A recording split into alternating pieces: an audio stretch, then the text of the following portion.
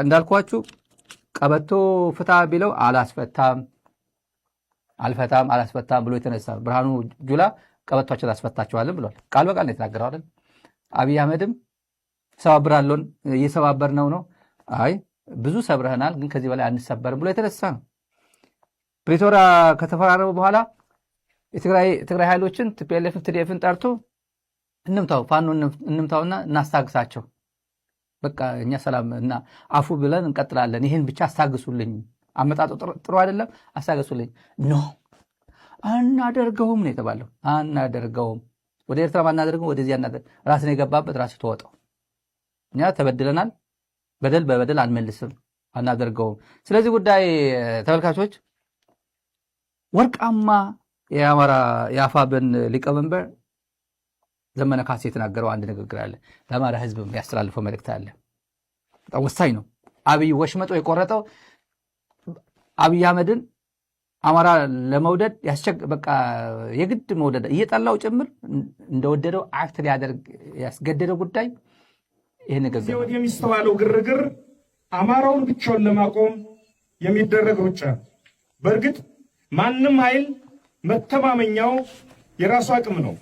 የማይሸሽ የማይለወጥና የማይነቅስ የራስ አስተማማኝ አቅም ነው። ይህም ሆኖ አማራ ባለም ፊት ቆሞ ብቻውን ገለባብጦ ተራራውን ሜዳውን ተራራ እንዳላደረገ ሁሉ የአማራ ትግል ተነጥሎ የቆመለት ይከስማል የተባለ ይመስል ይህ ሁሉ ግርግር ፋኖን ብቻውን ለማቆም ነው። ከ3 ዓመታት በፊት ሁሉም የጨዋታው ተሰላፊ የየራሱን ስሌት ይዞ በፕሪቶሪያ መድረክ ቢጫወትም በስምምነቱ ውስጥ የነበሩ የብዙዎች ተሰላፊዎች ድብቅ የጋራ ግብ ግን መቀጣጠል ጀምሮ የነበረውን የአማራና የአብዮት እሳት በጋራ የማጥፋት እቅድ ነበር ብዬ አምናለሁ። በዚህ አደገኛውን ሰደድ የማጥፋት ተልዕኮ ውስጥ ህወሓትና ብልጽግና በደስታ አብረው እንደሚሰለፉ የፕሪቶሪያ ስምምነት ሽማግሌዎችም እርግጠኞች ነበሩ ማለት ይቻላል። ምናልባት የትግራይ ኃይሎች ታሪካዊ ውሳኔ ወስነው ራሳቸውን ግሉል አድርገው ማቆማቸው እስኪታወቅ ድረስ በቀላሉ አማራን ጨፍልቀው ወደ ኤርትራ መሻገርና የየራሳቸውን ግብ ማሳካት እንደሚችሉ እርግጠኞች ነበሩ። ባልጠበቁት ሁኔታ ህወሓት የራሱን ስትራቴጂካዊ ስሌት ይዞ አማራን አልወጋም፣ ኤርትራ ላይም አልዘምትም ሲል ቀመሩ ተዛባ። የአማራ ሁሉና ትግልን በመካከል በፍጥነት ሌላ ደረጃ ላይ ደረሰ። ከመጀመሪያው ቀን ጀምሮ በአንድ እጁ እየተዋጋ በሌላኛው እጁ የራሱን ትግሉን የሚመራ ተቋም ፈጠረ። ይህ ሲሆን የጨዋታው መልክ ሙሉ በሙሉ ተቀየረ ማለት ነው። አብይ አህመድ ግን እድሎች ከተገኙ አሁንም እዛው ጨዋታ ውስጥ መሆኑንና ተስፋ ለመቁረጡን የሚያሳየው በተለይ ባለፉት 3 ወራት ውስጥ አማራውን ለመነጠል የሚያደርገው ሩጫ ነው። በዚህ መሃል አንዳንድ አውቀው የተኙ ወይንም በአሞሌ ጨው ራሳቸውን የሸጡ የኛን ወገኖች ሳይ ሌላው ሁሉ ይቅር፣ ይህ ሁሉ ሩጫና ግርግር አማራን ብቻውን አቁሞ ለማጥፋት በመመኘት የሚደረግ መሆኑን እንዴት ማወቅ ታሳናቸው እላለሁ። ለዚህ ፍኝ እድሜስ ስንት ዓመት አሞሌ ይላሳል? ስንት ዓመት አሞሌ ይላሳል? በአሞሌ ጨው ራሳቸውን የሸጡ ይላል የአፋብን ሊቀመንበር ዘመነ ካሴ ነው። የብልጽግና ልጆች አሉ ሶሻል ሚዲያ ላይ ሰሞኑ አያችሁት አይደል? ስታሊን ፋኖን አስጠነቀቀ። ህወሓት አይደለም ስታሊን አይደለም ዛራ ሚዲያ ማለት ነው። ህወሓት ፋኖን አስጠነቀቀ ሚሉስ አይታችኋቸው ሰሞኑ ምን ያህል እነዚህ ህወሓትና እንትና ለማጣላት አንደኛው ጽምዶ ፈረሰች፣ ጽምዶ ቀለጠች። ወደ ኤርትራ በኩል ደግሞ የመጀመሪያ አካባቢ ነበረው 1 ዓመት ጽምዶ የለችም እኮ ተወዛገበች እኮ ሻዕቢያ ካዳቸው እገሌ ካዳቸው የሚለው ቋንቋ። በዚህ ደረጃ ነው እነዚህ ሰዎች የሚያስቡት። በዚህ ደረጃ ነው የሚያስቡት። ከታች ጀምረን እንድኮትኩተን ያሳደግነው በሚዲያ በምናምን ማንም የአማራ ሚዲያዎች የሚባሉ ተመልከቷቸው እስከ ዛሬ ድረስ ሲከፋፍል የሚውል የጎንደር አማራ ነኝ የምናምን ሶሻል ሚዲያ ላይ የተሰማሩ ተመልከቷቸው። ቲክቶክ ላይ እኔ እንኳን ቁም ነገር ስለማላያቸው እነሱ ችግር የለውም እብዶች የእብድ ስብስብ ስለሆነ ምን ያህል ግን ተመልከቷቸው። ይሄ ዋሽንግተን ዲሲ ተቀምጦ ሀ ብሎ የተጀመረ ሚዲያ ቲፒኤልኤፍ እኮ ቲፒኤልኤፍ አስጠነቀቃቸው እኮ ይላል። ሰዎቹ የት እንዳሉ አያውቅም። ምን እየሰሩ እንዳለ ከማን ጋር ኢቭን ከደብረ ጽዮን ጋር ቁጭ ብሎ አፋብን ህወሓት አስጠነቀቃቸው እኮ ይላል። ብልጽግና የማያደርገው ነገር የለም። ተስፋ ሲቆርጥ የማያደርገው ነገር የለም። እኔ ነኝ ከአፋብን ጋር የምጣላው? ይሄ ሚዲያ ነው የሚጣላው? ይሄ ሚዲያ ከቲፒኤልኤፍና ፋኖ ሰላም ከመባባላቸው በፊት ድሮ በዓይነ ቁራኛ በሚታያዩበት ጊዜ እኮ ነው ይሄ ሰባብሮ ሄደው ቀድሞ ሄደው እኮ። አታውቁም እንዴ? ፋኖ ትላንት በዚህ ሚዲያ ላይ የተላለፈው አስደናቂ በድሮን የተቀረጸው ቪዲዮ በማን የሚባል ሚዲያ ነው የተላለፈው? ዝም ብሎ ነው በዚህ ሚዲያ የተላለፈው ይመስላችኋል? ዝተት ሁላ የሰፈር ዝተት ሁላ ዝም ብሎ የተላለፈው ይመስላል በዚህ ሚዲያ ላይ ያ ቪዲዮ በየትኛው ቴሌቪዥን በየትኛው ዩቲዩብ ላይ የተላለፈው?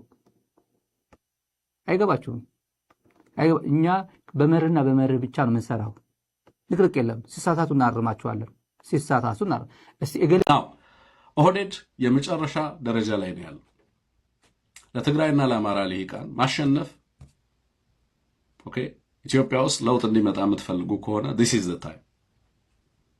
ኢትዮጵያውያን አጠቃላይ የኦሮሞ ልሂቃንም ጭምር ለውጥ የምትፈልጉ በሀገራችሁ ካላችሁ ኦህዴድን ለማሸነፍ የሚያስችል ትክክለኛው የታሪክ ምዕራፍ ውስጥ ገብተናል። ምርጫው የእናንተ ነው። በኦህዴድ ሁለተኛ ክላስ ሶስተኛ ክላስ ወይንም ደግሞ በአራተኛ በአምስተኛ ረድፍ የሚሰለፍ ጭሰኛ ሆነ መኖር ምርጫ ነው። የራስን እድል በራስ መወሰን፣ የራስን ህዝብና የሀገርን ጉዳይ በጋራ ለመወሰን፣ ኢትዮጵያን ወደ ተሻለ የዲሞክራሲያዊ ስርዓት ግንባታ ሂደት ለመሸጋገር የሚያስችል ምዕራፍ አውድ ፈረሱ ሜዳው በእጃችን ላይ ነው ያለው። የምንፈልገውን ታሪክ ለመጻፍ ጊዜው አሁን ነው። ሰዎች የፈለጉትን መጻፍ ይችላሉ። እንዳልኩት ፖለቲካል አፊሊዬሽን እና የፖለቲካ ታማኝነትና ሎያሊቲ የምርጫ ጉዳይ ነው። ኢትዮጵያ ውስጥ ባለፉት 8 ዓመታት በሀገሪቱ ላይ የደረሱ በህዝቦቿ ላይ የደረሱ በተቋሞቿ ላይ የደረሰው ውድመት ኢትዮጵያ ከዚህ የተሻለ ስርዓት እንደሚገባትና ህዝቦቿ ሰላም እንደሚገባቸው በሚገባ የተረጋገጠበት ይህንን ስርዓት ለማስቀጠል የሚያስችል አንድ የረባ ምክንያት ሊያቀርብ የሚችል የብልጽግናን ሰው ማግኘት አልችልም። ብልጽግና እና ይሄ ስርዓት ግን ከኢትዮጵያውያን ጫንቃ ላይ ሊወገድ ይገባል የሚል ሚሊዮን ምክንያቶችን ማቅረብና መከራከር ግን ይቻላል። ይህን ስርዓት በተመለከተ ራሱ ስርዓት ውስጥ ያለው የመዋቅሩ አካል የሆነ ሎያሊስትም ጭምር ይህንን ስርዓት የሚደግፍበትን አንዳች ምክንያት ማቅረብ አይችልም። ይሄ ስርዓት እንዲቀየር በኢትዮጵያ ውስጥም የተሻለ ፖለቲካዊ አውድ እንዲመጣ ሀገሪቱም ሀገር እንድትሆን የዜጎቿ እንድትሆን ኢትዮጵያውያንም ዲዘርቭ የሚያደርጉትን የሚወዷትንና ብዙ ዋጋ የከፈሉላትን ሀገር በራሳቸውና በእጃቸው በፈቃዳቸው ለማስተዳደር የሚያስችል አዲስ ማህበራዊ ውል ለማንበር የሚያስችልበት ታሪካዊ ምዕራፍ ውስጥ ገብተናል። ከብልጽግና ጋር ውድቀታችን ይሁን ያሉ ኃይሎች ከብልጽግና ጋር ውድቀታቸው ሊሆን የሚችልበት እድል አለ። ኦህዴድ ግን ሽንፈት እንደመጣ ከባድ አደገኛ ሁኔታ ቅርቃር ውስጥ እንደገባ በደንብ አውቆታል። በሀገራዊ ምክክሩ ላይ ምን አጋጠመ? 4000 ኢትዮጵያውያን ተሰባስበው እየመከሩበት ባለው ሂደት የተፈጠሩት ነገሮች የብዙዎችን ትኩረት ስበዋል። የሀገራዊ ምክክሩ ዋና ኮሚሽነር ፕሮፌሰር መስፍን አርአያ ተፈጠሩ የተባሉትን ነገሮች በግልጽነት አስቀምጠዋል። የአፎን ለምታ አጋጥሞ እንደነበርም ሳይሸሽጉ ተናግረዋል። አብረን እንስማቸው። እንዲሁ አልፎ አልፎ በባለሙያዎችም በእኛም ጭምር በዚህ በኩል ሂዱ የሚባል ነገር ተነስቶ ከሆነ ልክ አይደለም። እሱን በትክክል እያጠራን ያለ ነው። ከአመካካሪዎች ጋር ጥሩ በየጊዜው ግምገማ እናካሂዳለን። ከፓነል ኦፍ ኤክስፐርቶችም ጋር እንደዚሁ ተመሳሳይ ነገር እናደርጋለን። አልፎ አልፎ እንዲህ የዘመሙ አካሄዶች ሲታዩ ደግሞ በጊዜው እና በወቅቱ እርምት እንዲደረግባቸው እናደርጋለን። ይህንን ስል ግን ተመካካሪዎቻችን ደግሞ የራሳቸው እውቀት ያላቸው ሰዎች ናቸው። ተመካካሪዎቻችን ትልልቅ ፖለቲከኞች፣ መምህራን፣ ትልልቅ ቦታ ያላቸው ሰዎች፣ ያም ሲባል ደግሞ አርብቶ አደሮቻችን፣ አርሶ አደሮቻችን፣ ሴት ልጆቻችን ወይም እህቶቻችን ዋዛ እንዳይመስሏቸው። እዚህ የመጡት ለሀገር ጉዳይ ለመነጋገር ነው። ምንም እንኳን አልፎ አልፎ ሁላቸውም ተመካካሪዎች አንዳንዶቹ ከየመጡበት ቦታ ለብዙ ዘመን ተቋጥሮ የኖሩ ብሶቶች እና ችግሮቻቸውን ይዘው መጥተው እንዲታወቁላቸው በዚህ መድረክ ላይ ለማድረግ ብዙ ትግል ቢያደርጉም ነገር ግን ትልቁ ስዕል ወይም ትልቁ ፒክቸር ግን ኢትዮጵያ መሆኗን ግን በሚገባ ይገነዘባሉ። ስለዚህ ዝም ብሎ የተሰጣቸውን በሙሉ ይጋታሉ ብላችሁ አትጠብቁ። ምክንያቱም ብዙ እውቀት ከገጠር ጀምሮ እስከ ከተማ ድረስ ኢትዮጵያ ውስጥ አለ። የሚጠመዘዙም አይደለም። ምክንያቱም የራሳቸው እውቀት አላቸው፣ የራሳቸው አቅጣጫ አላቸው። ሊያሳኩ የሚፈልጉት ነገር ኢትዮጵያ በምትባለው አገር ዙሪያ ነው። ሌላው ቃለ ጉባኤ የሚይዙ ሰዎች የራሳቸውን ሀሳብም አንዳንድ ጊዜ ይጭናሉ የሚልም ጥያቄ ጠይቃቸዋል። ቅድም የጠቀስኩትን ቁጥር ያህል ቃለ ጉባኤ ያዦች አሉ። እነኚህ ቃለ ጉባኤ ያዦች እጅግ የተከበሩ በትልልቅ ፍርድ ቤቶች፣ የፍትህ ተቋማት፣ በትምህርት ቤቶች፣ በዩኒቨርሲቲዎች የሰሩ ትልልቅ ልምድ ያላቸው አንቱ የሚባሉ ወንዶችና ሴቶች ናቸው። የሚሰሩትን በሚገባ ያውቃሉ። የሚይዙት የምንነጋገርባቸውን እያንዳንዷን ነጥብ ለወደፊት በሚገባ ተሰንዶ ለወደፊት ተመራማሪዎች፣ ለምሁራን፣ በአጠቃላይ ለተማሪዎች፣ ለፖሊሲ አውጪዎች፣ ለየክልልና ለፌዴራል መንግስታት የሚጠቅሙ ሰነዶችን ነው የሚያዘጋጁት። ስለዚህ በዚህ ሂደት ውስጥ የነሱን ሐሳብ እዚያ ውስጥ ጨምረው ወይም ሌሎች አምጥተው የሰጧቸውን ሐሳቦች ጨምረው ያቀርባሉ የሚል እምነት የለኝም። ነገር ግን ቃለ ጉባኤያዦችም ሆነ ሌሎች እንዲህ አድርጉ ተብለን ነው ወይም ይሄን የሰራ ነው የሚሉ ከሆነ እጅግ በጣም ልክ አይደለም።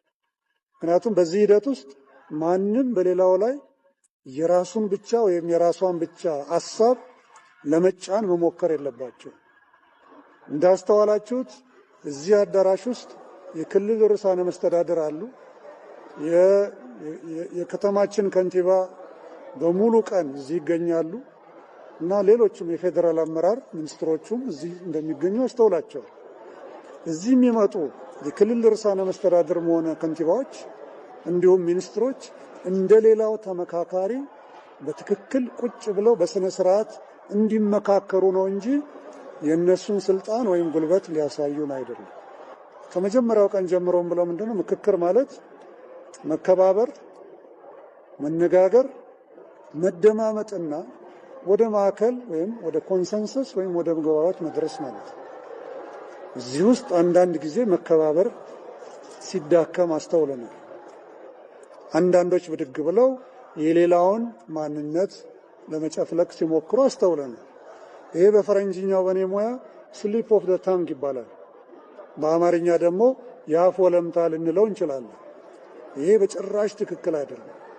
15ቱ ስነ ምግባር መርሆቻችን ውስጥ አንዱ የሐሳብን ማፍለቅ ማምጣት እና ወደፊት ማራመድ እንጂ አንደኛውን ሰው በሚያሳንስ መልኩ በጭራሽ መሆን የለበት።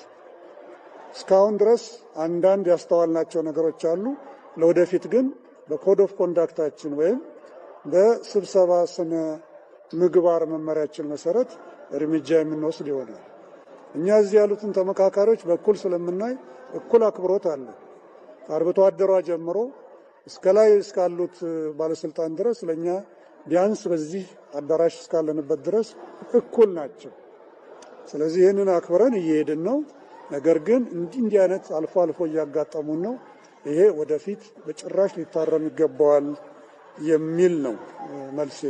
ዋናውና ትኩረታችን ግን በአሁኑ ሰዓት ሙሉ በሙሉ መስዋዕት ልንከፍል የሚገባው ነገር ሀገራችን ላይ በትክክል አንዳችን ላይ ጫና ሳናሳድር ወደ አንድ ያጋደለ ብቻ ሳይሆን ሁላችንን ወደ ማዕከል የሚያመጣ በብዙ አጀንዳዎች በስምንቱም ላይ የሚያመጣ ምክረ ሀሳብ እንድናመጣ ነው።